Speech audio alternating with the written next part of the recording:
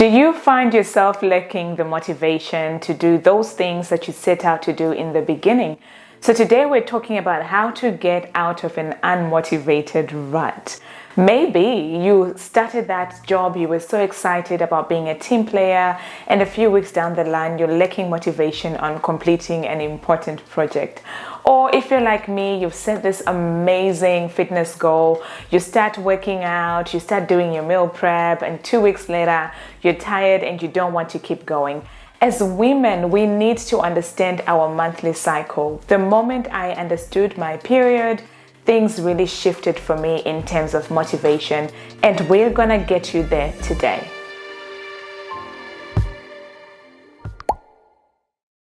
My name is Lorraine. I'm so happy you're here on this episode, and if you haven't done so already, remember to subscribe and hit the notification bell so that you get notified every time we publish new episodes, which is every Monday, Wednesday, and Friday.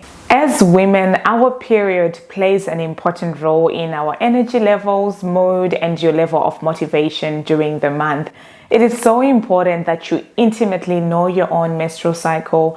That way you can be able to maximize your potential in the different areas of the month instead of going down, feeling low, being so depressed, and then the next month you start again on the same level. But I want you to get to a point where you don't fall too low. So you understand yourself so much so that when your motivation gets too low, you're not falling too low, you're maintaining a certain level of optimum. All right, so let's get into it. The first thing, I know we're all different, and I want you to observe your own body and then understand it, But for me, this is for me.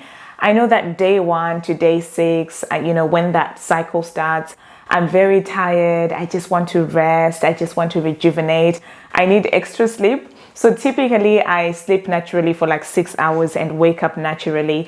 But during my period, I know I sometimes don't even wake up for like 8, 9, 10 hours. So I know that during that time I need to sleep more. And in terms of mood, I'm just a bit not really happy, but not very sad. I'm just there. So for you, what does that look like?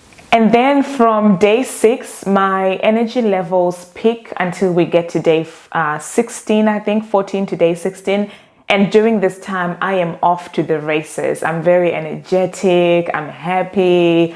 I'm encouraging others because, I know my natural disposition is to encourage other people. And maybe for you, it might look like you're putting yourself out there. You're facing your fears, you're setting down new goals, you're looking at your vision, you're just challenging yourself out of your comfort zone because naturally your body, your hormone levels is at that level where you're able to put yourself out there and do that. And then the next stage is, I think for me, it's day 25 to day 28. It's like the dark night of the soul where like all these negative things are coming up. I just want to hide. I just want to sleep. I'm questioning myself. Those are the times when I start asking myself, what am I doing with my life? What am I doing with my career? And maybe for you, those are the times when you're really looking down. You're questioning your self-worth. You're looking down upon yourself as a woman. You're wondering if you're making any impact in this world. You're feeling silly about the times when you've put yourself out there. I know for me, being someone with a platform, being someone with a channel, those are the times when I don't even want to watch my own videos because I'm like, I just want to hide. I don't want to be seen. And during those times, I'm not trying to pick any fights. I'm not trying to have any important discussions because I know that I'm just looking at the world. The window, the lens through which I'm looking at life during that time is tainted. It's a bit dark. It's a bit gray. And I believe that there's a purpose to all this. So now I've gotten into the habit of tracking my monthly cycle. So from day 1 to day 28. And as you know, your cycle might probably change by a day or 2. But I really want you to really start at that point where you know yourself intimately as a woman, as an individual, so that you're not judging yourself during the times when your motivation is low. So the first way for you to get out of that unmotivated rut is to start tracking your monthly cycle. Do this on a piece of paper, do it on a calendar, do it in an app, whatever you use. You can also use, I think it's called the Flow app. It just tracks it for you as well. so that you know how your body works. And then when you start tracking your cycle, I also want you to observe your mood, so that, you know, I know for me, when I'm feeling super, super happy, I'm like, oh, okay, it is that time of the month. I am so happy. I'm sitting on top of the world. I can do anything. So I really want you to start with tracking your cycle on a piece of paper, write it down so that you know what day. And the way that you can start tracking your cycle is day 1 is the day when your actual menstruation starts. So it's really easy for you to measure. So when your period starts, that's your day 1, and start tracking it. The second thing is recognize where you peak and drop. I'm gonna use the example of ants. You know, ants are very tiny, but they're very wise little tiny creatures. Because what ants do is they store up their food, they store up their reserves in summer in order to prepare for winter. And I think that's an important life lesson for us as women as well. During the times day 8 to day 16, go out and conquer the world, work on your goals, smash them, store up energy reserves. For me, this is the time of the month where I'm reinforcing my routine. So I'll be like, okay, my waking up time is 5 a.m. If I fell off the bandwagon is day 1 to 6 because I needed extra sleep, I am setting that routine back into place again, waking up at 5 a.m., getting into bed at 10 p.m., making sure I'm getting enough rest and sleep, drinking enough water, eating well. So that is the time when I'm storing up my reserves because I'm in the summer of my month. What about you? How can you set up reserves in the summer of your month? How can you reinforce and strengthen yourself during the summertime of your month when your mood is elevated, when you're at your peak, so that when you go low, you're not falling too low? So set up those reserves. And then as you move from your peak and then you start going down in terms of mood and energy levels, get more rest, love yourself more, stop judging yourself. Don't be too hard on yourself during that time. So know the tempo of your month so that when you're going down, you do not fall too low. You maintain a comfortable, optimum level baseline. And for me, I've noticed in the past few months, because I track my period, I have managed to maintain consistency. So consistency on my goals, consistency in my relationships. I've managed to maintain consistency because I'm storing up my reserves for summer during my month to use during my winter month. Third thing is have a routine to keep you going when you're low. So I don't advocate for everyone waking up at 5 a.m. just because I do or whatever. I think that it's important to understand your body. So for you, if your waking up time is 10 a.m. because you're a night owl, then do that, but do that consistently. So go to bed at the same time, wake up at the same time. And if you want the full video on how to set up your morning routine and evening routine, go back because I did that. I did those episodes a few weeks ago. And learn how you can actually create your own routine for the morning and evenings because, of course, it takes a lot of thought to actually do that. But I want you to establish some routine.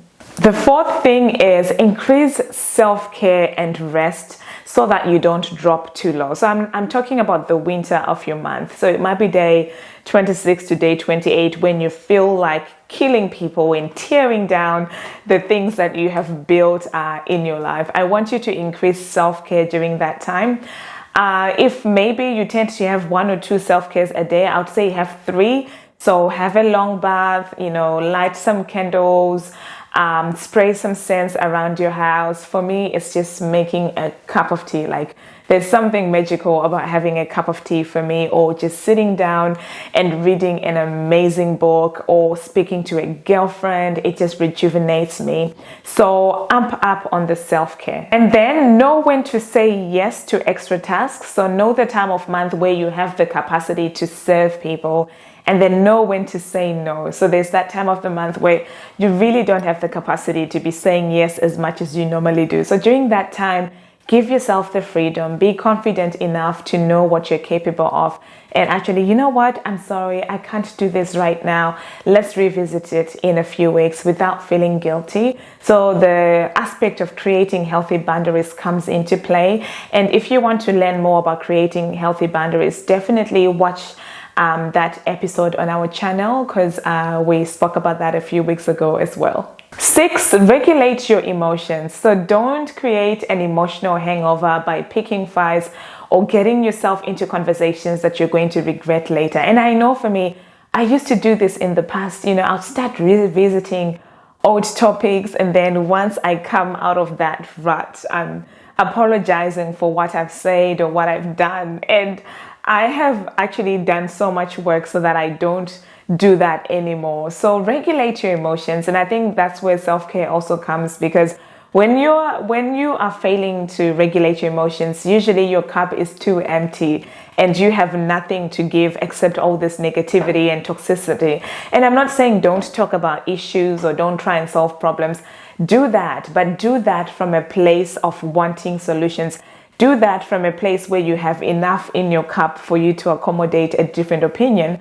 I don't think trying to solve a problem when your cup is empty and you're down low is a wise decision to make, because you're not at a space where you're willing to even listen to the other point of view. So don't go picking fights, just hold it together, regulate your emotions, and wait until you're able to accommodate a different point of view before you bring that up. 7, surround yourself with people that will lift you up when you're feeling low. Again, for me, I know it's my sisters, I know it's my girlfriends, it's another woman who really gets what I'm going through.